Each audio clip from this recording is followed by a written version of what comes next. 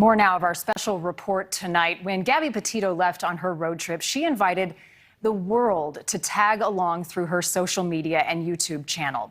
But when she vanished, some people took the case into their own hands and became digital detectives, scouring social media for clues, hoping to unpack the mystery in real time. Here is News Nation correspondent Rich McHugh. So everybody stop scrolling and pay attention to this poster. There's a missing person named Gabby Petito. Gabby Petito's story became a national sensation seemingly overnight, and with that, it emboldened an army of social media sleuths. Pause this, screenshot it, share this. The hashtag Gabby Petito viewed over 867 million times on TikTok alone. 28-year-old comedian and TikToker Paris Campbell. So I'm a new mother. I saw an interview with Gabby's mother crying, begging for people to help bring her daughter home. It just resonated with me. My main intent was always to assist in trying to help find Gabby. She posted this photo, and it's the last photo that's been posted on her Instagram, but the caption is not like her normal captions. It said Happy Halloween with 2 emojis, and that's it. 24-year-old TikToker Haley Tumayan works in data analytics by day. My goal is to share as many as I can, because you just never know who's going to see the video and who might know something. Millions poured over the various social media posts, dissecting threads and theories. Typically, her captions were a lot deeper, detailing her travels, tagging the location, and this photo didn't do it. Her family does not think that Gabby posted this photo. They were posting all these photos together. This is them on their road trip. But then all the pictures after that are just him alone. Body cam footage surfaced in Utah after an apparent domestic abuse incident between Petito and Laundrie, days before she was last heard from. What's going on? How come you're crying? I'm sorry, we've just been fighting this morning. I saw myself a lot in what was being reported about Gabby. You know, we're similar age, we're both engaged to be married, we're both YouTubers, and starting to see that she was possibly in a toxic relationship, which I've had experience with in the past.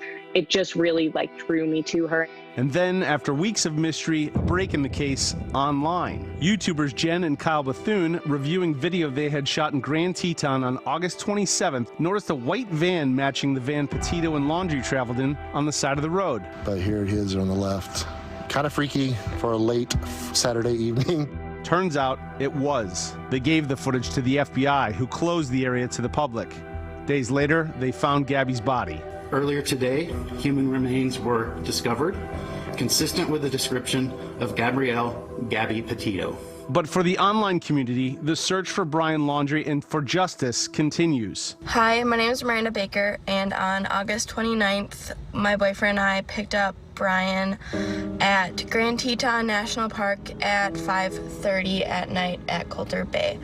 I'm hoping this can help someone identify him because I saw him from TikTok, which then made me call the authorities. That video of their van in the park, former Marine and self-described audio-video nerd Brett Shavnor says he took the raw video and believes you can see the door to the van actually closing. And when I zoomed in with the 4K video, it was clear as day to me on a large monitor that door looked to be closing. I got chills up my spine when I saw that happen. I posted that to Twitter instantly to see if anybody else saw the same thing. Social media videos and information flooding regarding this Gabby Petito case is actually very helpful. Michael Alcazar spent 30 years as an NYPD investigator. Everyone, all the civilians, they help find Gabby, they're looking for Brian, right? They're looking for Laundrie. There's Bigfoot sightings of Laundrie right now. Everyone's handing in images, grainy images. There's something really powerful about a large group of people trying to get the same message across and a large group of people being focused on a single topic. And I think that the natural outcome from that would be some sort of progress. If I can make a difference, then it's worth it.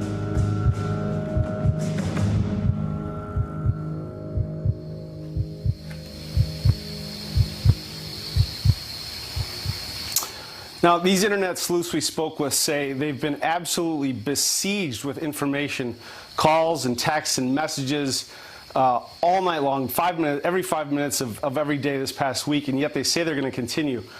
It's wild, Marnie. You know, our generation we would go to the police or the FBI with a tip, but this generation, they turn to social media, and like it or not, this is a trend that's here to stay.